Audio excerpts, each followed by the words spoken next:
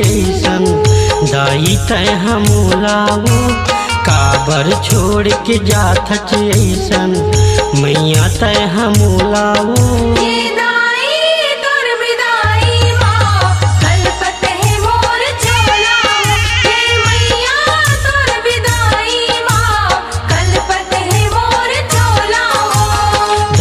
नहीं लागे तोला का माया नहीं लागे तोला वो दया नहीं लागे तोला का माया नहीं लागे तोला वो।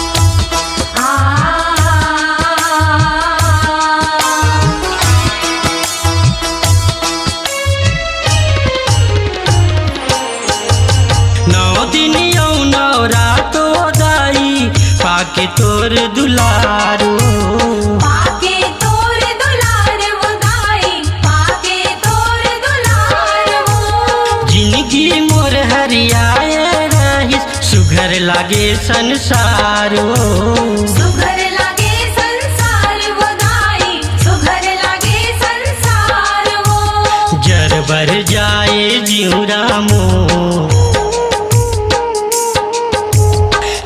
बर जाए जिउरा मोर जैसे आग के गोला वो जर बर जाए जिउरा मोर जैसे आग के गोला वो।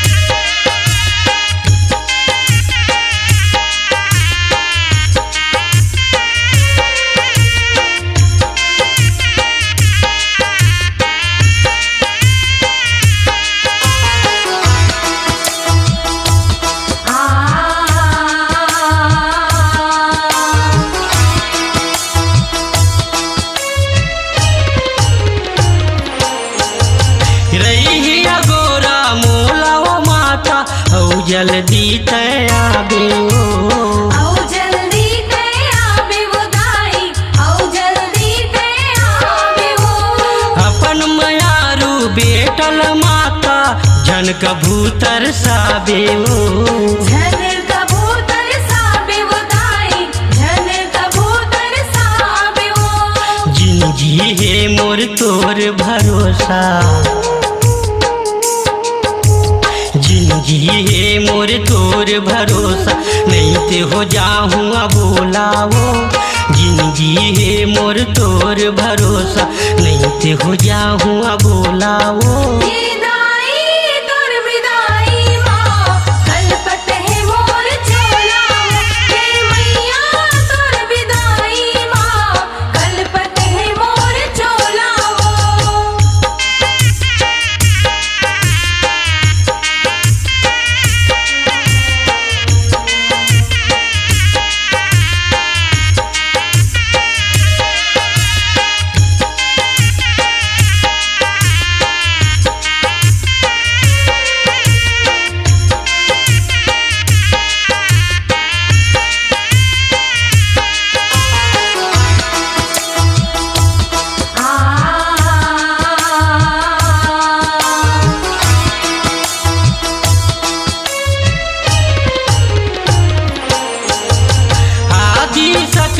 दुर्गा भवानी कही थे तोला जग जननी हो कही थे तोला जग जननी वो दाई कही थे तोला जग जननी वो।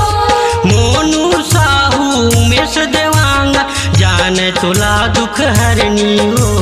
तोला अपन दुख हरनी वो दाई, तोला अपन दुख हरनी वो। दास मनोहर सुमिरै वो दाई, दास मनोहर सुमिरै वो दाई, बंदत हावै तोला वो। दास मनोहर सुमिरै वो दाई, बंदत हावै तोला वो। ये दाई तोर बिदाई माँ, कलपत है मोर चोला। ये मैया तोर बिदाई माँ, कलपत है मोर चोला वो। काबर छोड़ के जात ऐसन दाई तय हमोलावो। काबर छोड़ के जात ऐसन मैया तय हमोलावो। ये दाई तोर बिदाई माँ, कलपत है मोर चोला। ये मैया तोर बिदाई माँ, कलपत है मोर चोला। ये दाई तोर बिदाई माँ, कलपत है मोर चोला। ये मैया तोर बिदाई माँ, कलपत है मोर चोला।